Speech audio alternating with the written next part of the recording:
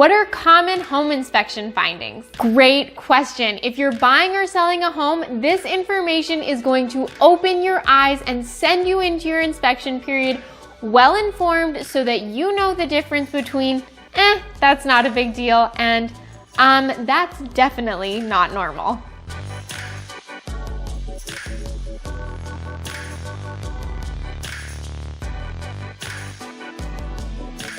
If you're new here, welcome. I'm Lindsay, a proud Anthem resident and your local realtor with the Wise Move AZ team at Realty One Group. On this channel, we have a lot of fun talking about all things Anthem and real estate, and we would love to have you along for the ride. So hit that subscribe button and the little bell icon so that you're the first to know when our new videos are posted every single Thursday. There's no doubt that going under contract on a house kicks off a flurry of activity, including conducting any and all desired inspections. I've attended more home inspections and read more inspection reports than I can count, and over the years, I have learned so much about our homes here in Anthem, Arizona. It's fascinating. To give you a little bit of background on our homes here in Anthem, the overwhelming majority were built between 1999 and 2006, and they range in size from under 1,000 square feet to over 8,000 square feet. We're located in the Sonoran Desert, which means that our homes are subjected to long periods of extremely high temperatures. While the homes in Anthem vary in age, size, and level of maintenance, it's undeniable that there are some commonalities when it comes to home inspection findings, and I can't wait to share what I've learned with you. No matter how beautifully maintained and loved a home is, the inspections are bound to reveal something. In this video, I'm going to be sharing what, from our experience, are the 10 most common home inspection findings here in Anthem, Arizona. Also, at the end of this video, I'll give you access to our guide, 10 questions to ask a home inspector before hiring them. So stick around to make sure that you have the tools you need to hire the best person for the job. Okay, so what are the 10 most common home inspection findings here in Anthem, Arizona? Number 1, old air conditioners. With the majority of homes in Anthem being between 15 to 20 years old, many of the original air conditioning units are still functional, but they're nearing the end of their useful lives. A well-maintained air conditioner can last a very long time, but even the best homeowners can't make their air conditioners last forever,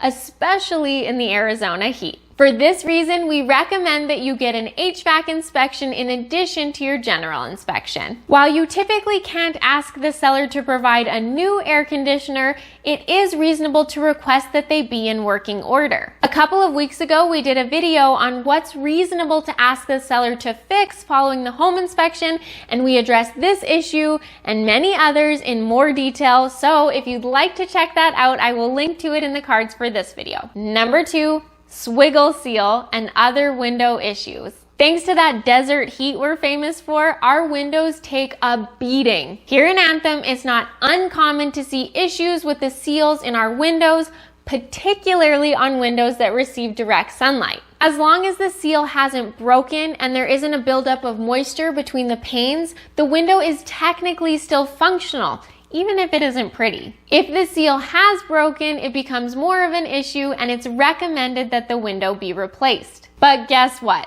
Slipped seals aren't the only thing you need to watch out for. One time we had an inspection on a home in Anthem Country Club where a golf ball had come through the window, and not surprisingly, the inspector recommended that the window be replaced even though the fresh air was really lovely. Number 3, water damage. Monsoon season in Arizona is no joke. In fact, we have a video of 5 tips to stay safe during monsoon season, so if you're interested in checking that out, I will link to it in the cards for this video. The truth is that homes are bound to get some water damage, whether it's the result of a monsoon, a failed water heater, or anything in between. The key is making sure that the leak has been properly repaired and that any remaining evidence of that leak is purely cosmetic. Number 4, roof issues. Water damage during monsoon season is often the result of an issue up on the roof. Here in Anthem, we have tile roofs, and while they're very durable and last a very long time,